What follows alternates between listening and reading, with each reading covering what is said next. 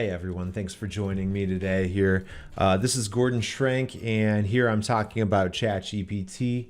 I'm hoping to come up with some ways that we can help use ChatGPT to leverage within your business. I've seen a lot of channels out there right now.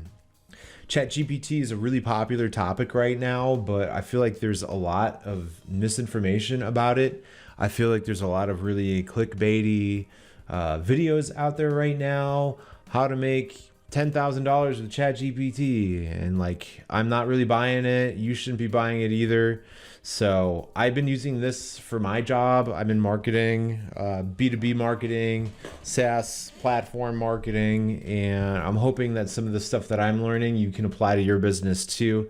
But I figured we just kind of start out with some basic stuff here. And so I want to kind of talk about some of the main misconceptions I'm seeing surrounding ChatGPT right now, and why people aren't able to utilize it to its fullest potential, because there's a lot to utilize here, but I don't think people are really doing it yet. So I just kind of want to talk about some of that stuff. So the first thing I want to talk about that I've seen more than anything else is people giving up after their first prompt attempt.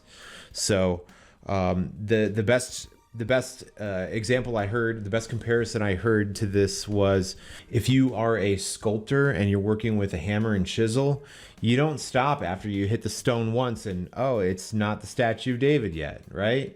It takes a lot of hits, a lot of refining, a lot of sculpting, right? And I feel like a lot of people aren't doing that. I see people, I'll come up with something for work, and maybe I'll show it to another person. They'll be like, well, that doesn't really look right, so maybe we should just give up on this for now.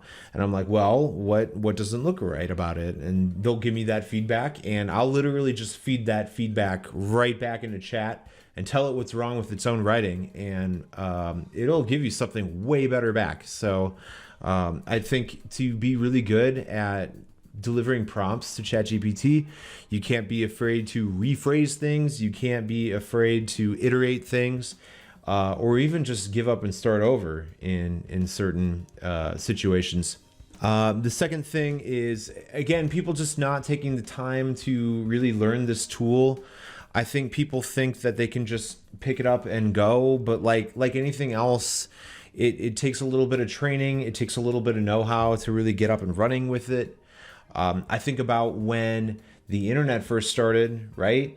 And we all had to get used to Googling things. Some people still aren't used to Googling things, and you'll ask them a question, they'll have no idea how to find the answer, and they won't even try, right?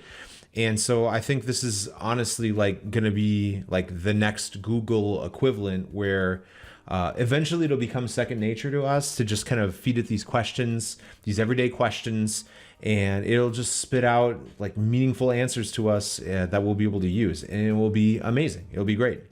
The third thing I want to talk about here is people treating ChatGPT like a lawyer and not a paralegal. So ChatGPT is not the be all end all with all of your answers, right? It is not a magic wand. It is not going to step up to bat for you and do these heavy hitting things. But if you need someone to do the busy work, the leg work, the nitty gritty stuff that you don't want to waste your time doing, right?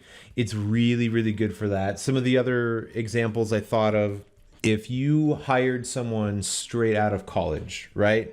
They're ambitious, they're a go-getter, but they don't know the industry yet, right? They don't have the experience.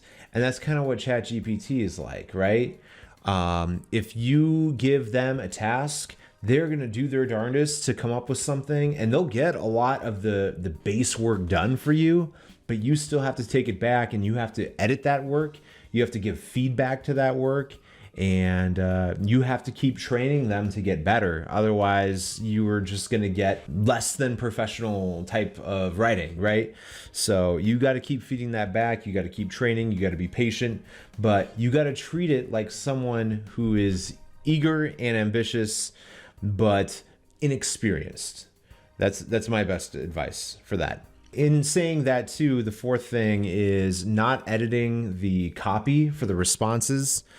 I'm sure everyone has seen posts written by ChatGPT, blogs written by ChatGPT. That's not going anywhere anytime soon. But there's a right way and a wrong way to do it. ChatGPT shouldn't be considered your be-all, end-all writer, right? It should give you a first draft, maybe even a second draft, maybe even a third draft, but you got to take that. At the end of the day, you got to take that and you got to know how to edit that copy, and you got to know how to put it up so it sounds more natural, so it has your voice to it. So you don't want to just be throwing up anything that it writes. Like, it does require a little bit of work still. It still requires significantly less work than it would have otherwise. I think most people would agree that the getting started is the hardest part, and it solves that for you. So all you got to do is do the last 5%, right? The last thing I want to address is that a lot of people think that AI is going to take over the world. I think there was even a petition put out by Elon Musk that we should halt on ChatGPT advancing farther than it has right now because of the connotations of what could happen, this Terminator type situation, and it's just not the way the technology works at all. The main point to keep in mind is that ChatGPT doesn't think. It does not think. It is a sequence of ones and zeros that is interpreting other ones and zeros, right? And based on that, it gives a pattern that we are able to interpret, we are able to use. It does not think. And if you ever wanted to know for sure if it thinks or not, ask it to make a prediction for you about statistics, about where it thinks your business is going to be in 5 years. It can't do it. It's not designed to do it. That's not the kind of thinking that it does, right? It takes pre-existing information and repackages it for you, which can be incredibly powerful, but you got to go in with that expectation. So again, thank you so much for these top 5. I'm sure I can think of 5 more. I'd also like to do a video on top 5 things that people should be doing with ChatGPT, so definitely look out for that video. Thank you so much for watching. I'm really passionate about where this type of technology is going. I think it's going to be an asset to most businesses in the very near future, and I just don't think there's a lot of good content about it right now. All of it is paid sponsorship or just bad advice. And that's not what I'm trying to do. I'm going to try to give you the same advice I'd be giving to myself when I am trying to use it for my job.